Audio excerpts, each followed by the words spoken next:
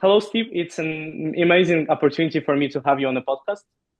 Well, Vladimir, it's an amazing privilege for me to join you on your podcast. Thank you for the invitation. And you have been one of the prominent politicians for a while advocating for UK leaving the EU. And for me as a Ukrainian, it's kind of interesting because we are trying so hard to enter the EU. And I know many countries, especially small countries, and many countries like Georgia are now intending to enter the EU, and everybody seems to be getting more from the EU uh, membership rather than being taken away. So I was wondering, what are the reasons for the UK leaving the organization?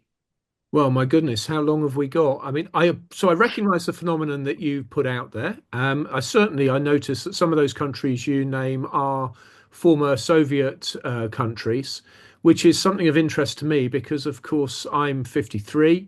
I joined the Royal Air Force during the Cold War, and I can see why for former Soviet satellite countries, if I may use that term, that Mm, would want to be in the European Union and aligned with the West and protected from Russia. But of course, those days are long gone. But I think from a UK point of view, people were lied to. They were told that the European project was about trade, and it's really not. It's about political integration.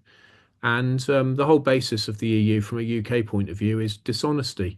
I mean, I was in favour of a federal Europe until the Lisbon Treaty. So the Lisbon Treaty was a way of ramming through the Constitution for Europe positively against the expressed wishes of voters in France and in Denmark. The Irish were made to vote twice on the Lisbon Treaty. And at that point, became a Eurosceptic because I realised that the people driving forward the project didn't care how we voted.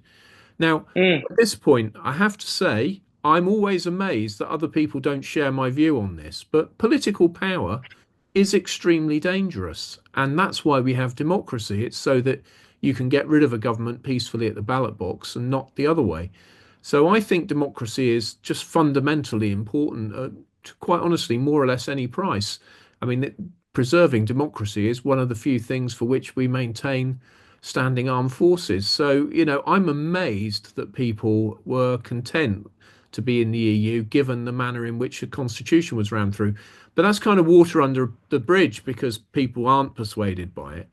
So for me, it's about taking back control and being able to govern our own country the way we see fit. Because quite honestly, we're heading for bankruptcy as a nation because of unfunded pension obligations. And the only way we're going to deal with that is if we regulate our economy differently. And even if you looked at nothing else, the fact is that regulation of the economy is overwhelmingly dominated by the European Union. And if you're in the EU, you must comply with regulations which have been set by all the member states. So, to me, leaving the EU is fundamental to the UK's renewal. Being in the EU historically has meant stagnation on GDP growth for all the member states. And, we've got to turn that around. So now that we're out, we need to go and finish the job and go be a free trading nation with a deregulated economy and grow, grow, grow so that we can meet our pension obligations apart from anything else. interesting. So we have mentioned quite a lot of issues there. One of the issues is for you, as far as I understand, and you're free to correct me if I'm wrong anywhere at this point. As far as I understand, the main motivation for leaving the EU was that we as when I mean UK, you guys in this case should take power back Yeah. from the EU. So it was EU mainly dictated what you should do. Yeah. Is that right? Yeah, the Okay. slogan of the campaign was take back control. And although the polling is contested about people's reasons, it wasn't first and foremost migration. The campaign slogan, as I say, was take back control. And the point really was that we should govern ourselves and not leave political power ultimately in the European Union.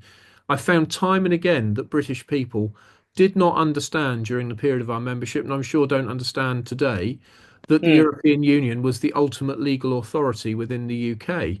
People believed that our parliament was sovereign, and a lot of lies again are told about that. People said, well, parliament's sovereign because you can leave any time, but it turns out that's not so easy. But the truth is, if you're an EU member state, the ultimate source of law in your country is the European Union. And there is no way to remove the European Commission as a voter in a member state country and replace it with a different one whose agenda is more to your preference. And that is fundamentally the point of democracy. And again, I find other member states where they have proportional representation, they just don't feel the same about being able to remove the executive and replace it with one with a different program. But I'm afraid I really do think it's important that the executive can be removed by the voters, and that's not true in the EU, and so it's unacceptable to me. But yeah, fundamentally, it was about control, democratic control of political power.